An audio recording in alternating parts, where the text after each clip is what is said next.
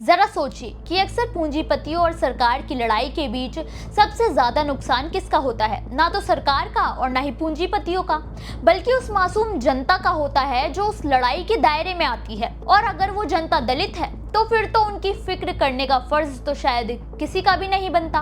नमस्कार, मेरा नाम है मोहिनी, आप देख रहे हैं भीमसेना। पिछले 24 घंटे में दलितों के साथ होने वाली घटनाओं के बारे में जानेंगे, जो आपको सच बताएंगे जिसे शायद हम आज तक समझ ही नहीं पाए।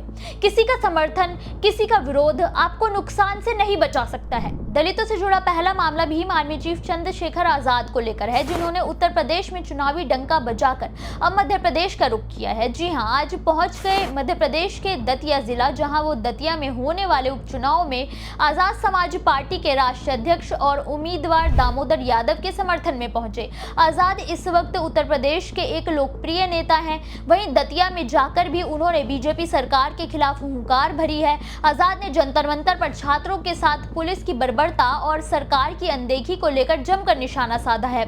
यहां तक कि आजाद ने बीजेपी को जनरल डायर के बराबर बताते हुए कहा कि जैसे उसने जलियांवाला बाग में मासूमों को कैद करके गोलियां चलाई थी, वैसे ही बीजेपी राज में भी छात्रों पर लाठियां चलाई जा रही हैं। आजाद ने कहा कि जिस देश में बच्चियों को देवी मानकर पूजा जाता है, वहां बीजेपी के राज में उनका सरेआम अपमान हो रहा है।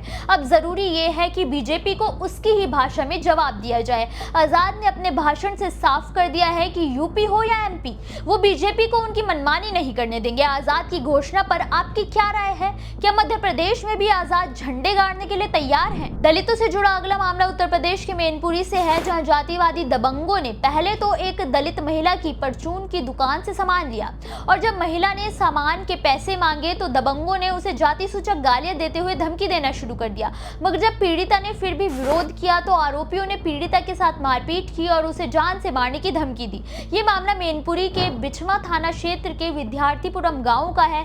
पीड़िता सपना जाटव ने बताया कि ये घटना 21 जून की है, दोपहर के समय घटित हुई थी और वो आरोपियों के खिलाफ मामला दर्ज कराने के लिए पुलिस स्टेशन भी गई थी, लेकिन पुलिस वालों ने उसे ही डरा धमकाकर भगा दिया, जिसके बाद वो पिछले 1 महीने से उच्च अधिकारियों के ऑफिस में चक्कर लगा रही थी। करीब 1 महीने बाद उसकी अर्जी स्वीकार की गई और दोनों आरोपियों आकाश और नितिन चौहान के खिलाफ मामला दर्ज कर जांच शुरू कर दी गई है। हैरानी की बात तो यह है कि मारपीट के 1 महीने बाद 26 जुलाई को पीड़िता का मेडिकल कराया गया है। क्या पीड़िता के जख्म 1 महीने पहले जैसे होंगे? साफ समझा जा सकता है कि पुलिस आरोपियों को बचाने की कोशिश कर रही है। आपको क्या लगता है? दलितों से जुड़ा अगला मामला राजधानी दिल्ली से है, जहां सुप्रीम कोर्ट कई बार कह चुका है कि वो धर्म बदलकर इस्लाम और ईसाई धर्म अपनाने वाले दलितों को एट्रोसिटी एक्ट के तहत मिलने वाले लाभ नहीं देंगे और ना ही ऐसे किसी कानून पर चर्चा की जाएगी।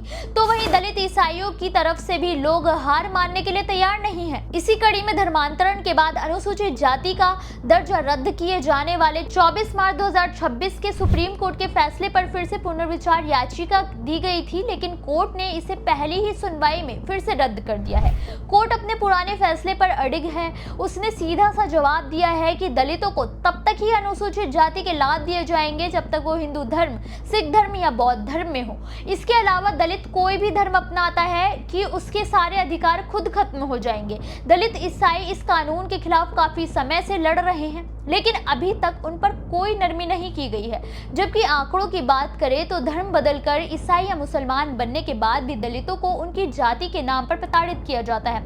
ऐसे में सवाल ये उठता है कि क्या उनकी मांग गलत है?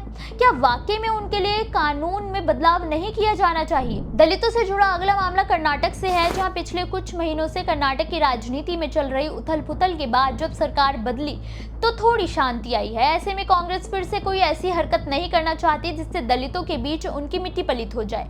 राज्य में दलितों को साधने के लिए कांग्रेस ने एक बड़ा कदम उठाते हुए कर्नाटक जिला कांग्रेस कमेटी के अध्यक्षों के चुनाव को लेकर SC ST और OBC वर्ग के लोगों के लिए 50% सीट आरक्षित कर दी है। कांग्रेस द्वारा कर्नाटक में शांति स्थापित करके वोटर्स को लुभाया जाए, उसके लिए संगठन सृजन अभियान चलाया जा रहा है, जिसके तहत ही पार्टी ने SC ST और OBC वर्ग के प्रतिभागियों को 50% आरक्षण देने का ऐलान किया है। कांग्रेस महासचिव KC वेणुगोपाल ने कांग्रेस की रणनीति की जानकारी देते हुए कहा कि पूरे भारत में कांग्रेस के पास 1054 जिले हैं, जिसमें 762 DCC अध्यक्षों की घोषणा की जा चुकी है, बाकियों में अभी चर्चा जारी है।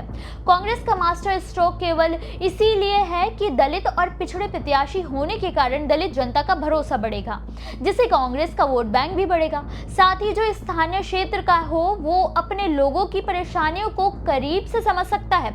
अब देखना यह होगा कि क्या कांग्रेस का ये दाव वाकई में उनके काम आएगा। दलितों से जुड़ा अगला मामला उत्तर प्रदेश के संभल से है, जहां एक दलित मुसलमान परिवार को न केवल 120 साल पुरानी मस्जिद में नमाज पढ़ने से रोका गया, बल्कि उसके पूरे परिवार को भी बाहर निकाल दिया गया। ये मामला संभल के एचोड़ा कंभो पुलिस थाना क्षेत्र के मंडली समसपुर गांव का है। दुन्ना समुदाय से आने वाले मोहम्मद वसीम ने तुर्क समुदाय के लोगों के खिलाफ तहरीर दी कि गांव के 120 साल पुराने मस्जिद में वो दान देने गया था, जहां उसने नमाज अदा करने के बारे में सोचा, लेकिन वहां खड़े तुर्क समुदाय के लोगों ने न केवल उसका दान लेने से इनकार कर दिया, बल्कि उसकी जाति पर टिप्पणी करते हुए उसे मस्जिद में नमाज भी नहीं पढ़ने दी। पुलिस ने तुरंत इस मामले में संज्ञान लिया और 5 लोगों के खिलाफ मामला दर्ज कर जांच शुरू कर दी है। हालांकि पुलिस की तरफ से अभी तक कोई बयान सामने नहीं आया है और न ही किसी की गिरफ्तारी हुई है। ऐसे में देखना यह होगा कि दलित होने के कारण भेदभाव सहने वाले दलित मुसलमानों के लिए कानून कैसे न्याय करता है। दलितों से जुड़ी इन खबरों पर आपकी क्या राय है, हमें कमेंट बॉक्स में जरूर बताएं।